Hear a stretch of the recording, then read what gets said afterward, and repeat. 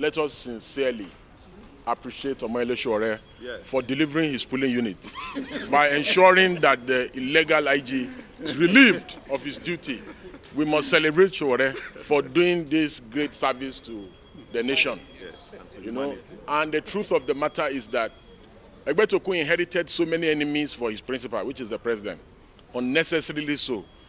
As a public official, no matter who you are, you will never, whether you're a politician, elected, or a civil servant, or an appointee of government, you will never be in power forever. And karma has come. Karma has come for Malami.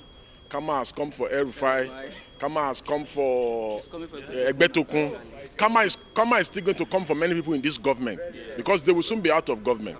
So we must always be circumspect when we are dealing with citizens. I am of the view and the opinion that public service is a trust. Many of these people, including Egbetokun, abuse this trust, by using their office to victimize people. We cannot talk about Egbetokun without talking about Muyiwa Adejobi. Very evil fellow. Was going up and down, picking people online for insulting Egbetokun. Where's the power today? Where is the power today? So these are the issues, and we appeal to the new IG, who is my friend. But like I said yesterday, there's no friend in the jungle. If he refuses to do what is right, he refuses to respect human rights, the same way we face Egbetokun is how we are going to face him. With no apologies whatsoever. He must do the right thing. All these police officers, the president gave a directive that they should be withdrawn. I can tell you that still close to 100,000 police officers are with VIPs. And they are all in mufti. They've removed the police uniform, they are in mufti. They must go back. The new IG must ensure that all these police officers must go back to the barrack, go back to policing. The internal security job that they have abandoned, they must go back to it. That's the only way we can safeguard the country. The reason why there's insecurity in the country is because police officers are carrying bag and carrying phone for Yahoo boys and Yahoo girls and girlfriends to politicians and their concubines and the girlfriends of their children. Police officers have no business being aides to citizens. Their job is to protect internal security of the country. They should face that. So the new IG should have his job cut off for him from day one. He should respect human rights. They should not use the prosecutorial power given to the police to prosecute or persecute any citizen because they've criticized any politician or any big man or any pastor or any police officer. Thank you. No matter how what happened in court today clearly shows that a new sheriff is in town. The police prosecutor informed the judge that he has the directives of the police legal directorates to ask for a date to ask for adjournment in order for the police to do the right thing. We had the opportunity of informing the judge that this new police IG has realized that all of these frivolous charges that were filed on account of the personal gains and benefits of the former illegal IGP needs to cease and they need to stop. It was unfortunate that Egbetokun saw his office as a tool of personal vendetta against the lucid provisions of the Police Act and the police regulations that mandates that no police officer shall use his office and powers to victimize or jeopardize the fundamental right of Nigerians. Unfortunately, the police force is not caught out for that particular purpose that the law frowns at. We are urging the new IGP that the first responsibility of the police under both the Constitution of Nigeria and the Police Act is first the maintenance of the internal security of Nigeria. Unfortunately, previous IG before this current IG has abandoned that responsibility. That is why you see today that the military, the army, and the DSS has taken over the internal security of Nigeria owing to the failings of the police.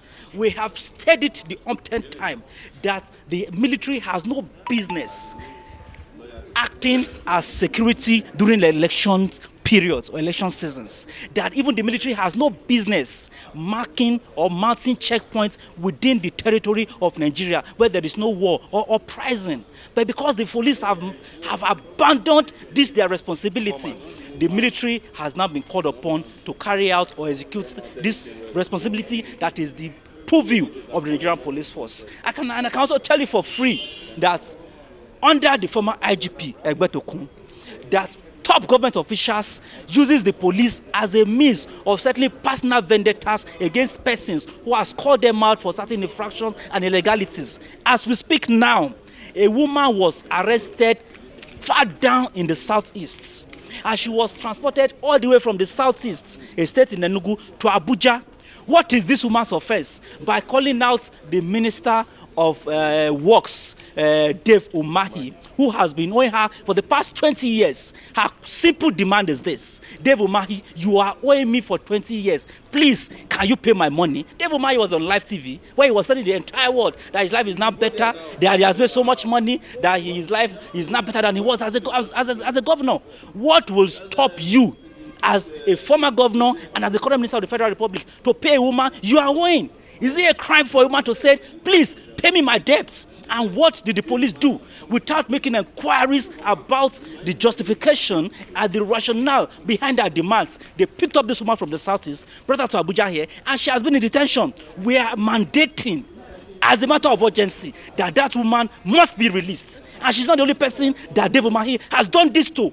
More than 20 women has come out publicly to say the moment they ask Dave Umahi to pay them their debts, he uses the police to harass them, arrest them, and lock them up. And these women have come out to say that Dave Umahi would not pay you once you refuse to sleep with him.